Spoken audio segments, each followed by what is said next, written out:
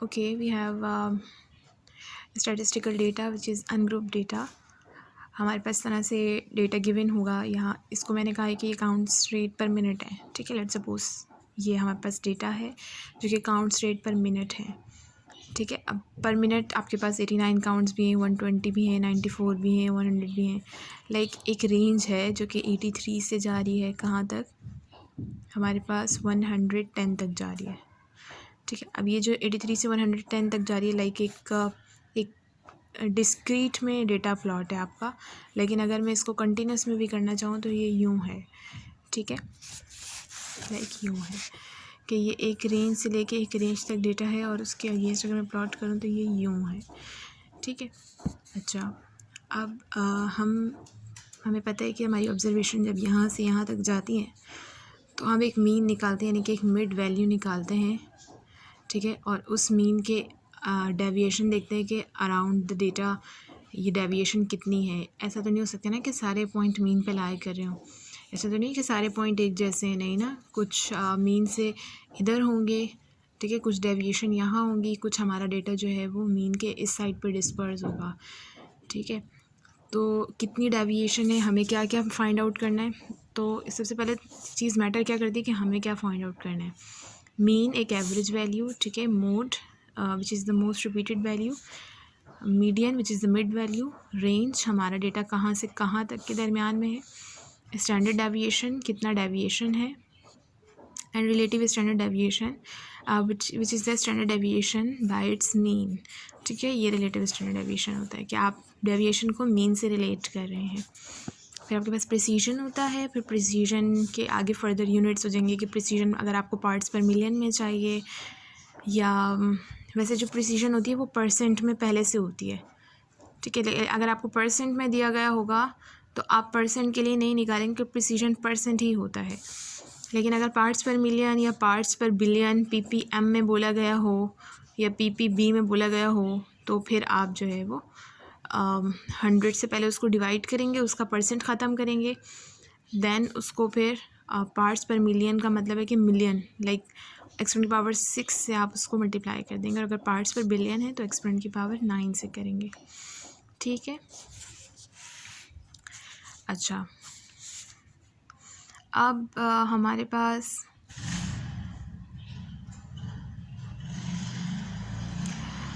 अब हमारे पास ये डेटा है। आपने सबसे पहले क्या करना है, क्योंकि सबसे पहले हम मीडियन निकालते हैं, ठीक है। आपने इस डेटा को यूँ प्लॉट किया, अरेंज किया पहले असेंडिंग ऑर्डर में। असेंडिंग ऑर्डर में प्लॉट करने के बाद आपने ये देखना है कि मीडियन क्या होता है, मिड वैल्यू, ठीक है। तो मिड वैल्यू जो हमारी आ रही थी वो ऐसा था कि हम इक्वली कट करते हैं इसको यहाँ से एंड देन इक्वली कट करते हैं इसको यहाँ से।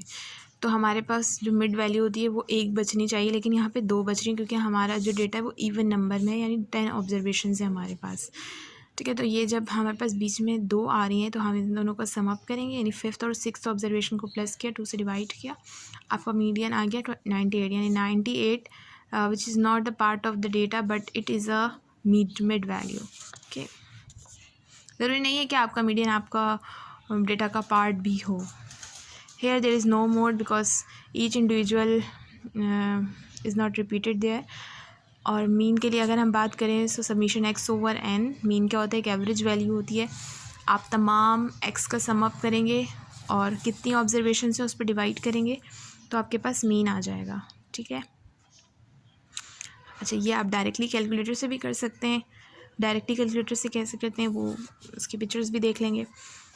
रेंज जो है वो हमारे पास highest value minus lowest value है, ठीक है। और ये 120 में से 83 जाएगा तो 37, ये हमारी 37 की रेंज है, ठीक है। तो तकरीबन हमने 4 चीज़ें पता कर ली। अब स्टैंडर्ड डेविएशन होता है, ठीक है।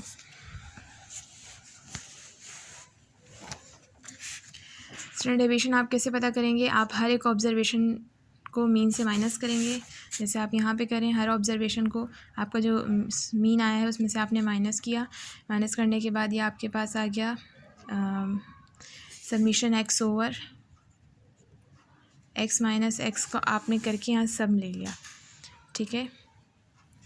अच्छा, अगर आप स्टैंडर्ड डेविएशन निकाल रहे हैं तो आपको पता है कि आपने सबमिशन x/x किया और अब आपको इसका कॉलम भी बनाना है, तो आप यहाँ पे साइड पे सबमिशन x माइनस एक्स बार के स्क्वायर, सॉरी इसके स्क्वायर का कॉलम भी बना दें। तो 10 का स्क्वायर 100 हो जाएगा, 21 का स्क्वायर भी समथिंग, 5 का स्क्वायर 25, और ये माइनस भी कैंसिल होता जाएगा क्योंकि स्क्वायर आता जा रहा है।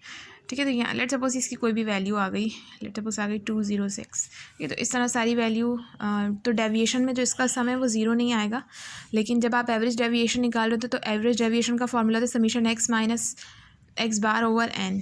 ठीक है, तो आप क्या करें, x माइनस एक्स बार करें, देन उसका जो आंसर आएगा वो ज़ीरो में आ रहा है। खैर यहाँ पे तो एवरेज डेविएशन ज़ीरो में आ रही है, लेकिन जब आप स्टैंडर्ड डेविएशन के लिए काम करेंगे तो आप इसका स्क्वायर लेते जाएंगे, उसका जो आंसर आएगा वो समीशन x माइनस एक्स बार होगा, उससे आप n-1 से डिवाइड करेंगे, क्योंकि हमारा जो डेटा साइज़ है वो कम है तो हम n-1 करते हैं। अगर हमारा डेटा साइज़ 40+ होता है या 30+ होता है, सैम्पल साइज़ बहुत लार्ज होता है, देन हम n से डिवाइड करते हैं। ठीक है, तो स्टैंडर्ड उसके ऊपर आप रूट ले लेंगे और स्टैंडर्ड डेविएशन आपके पास ये आ जाएगा।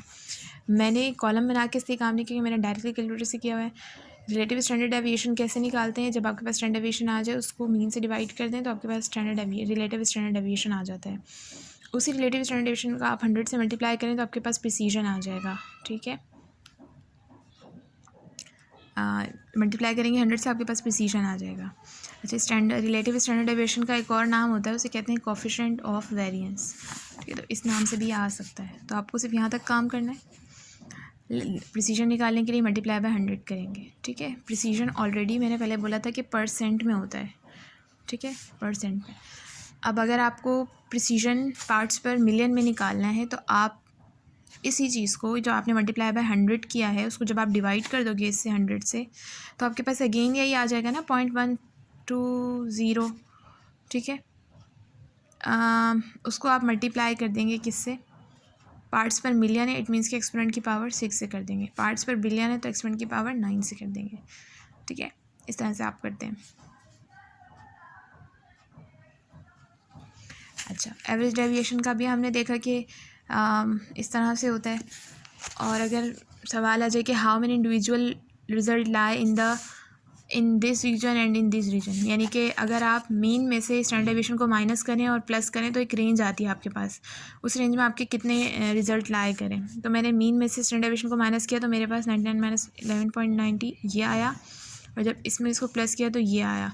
तो मेरे पास यहाँ से यानी 8.74 से लेकर 100 तक सारी ऑब्जर्वेशन आ रही है सिवाय 120 के। 120 वाली ऑब्जर्वेशन मेरे पास नहीं आ रही, बाकी ये सारी ऑब्जर्वेशन मेरे पास इसी रेंज में लाई कर रही हैं। ठीक है, तो आप बता देंगे कि इस रेंज में आपके पास कितने डेटा पॉइंट्स लाई करें, 9 डेटा पॉइंट्स आपके पास लाई करें। और अगर मैं पूछूं कि इसी रेंज में जो हमें इन्होंने रेंज दी है, इस रेंज में कितने % रिजल्ट लाई करता है, तो 10 में से 9 ऑब्जर्वेशन लाई कर रही हैं, मल्टीप्लाई कर देंगे 100 से तो % आ जाएगा, 90% आपका रिजल्ट जो है वो इस रेंज में लाई करता है। ठीक है।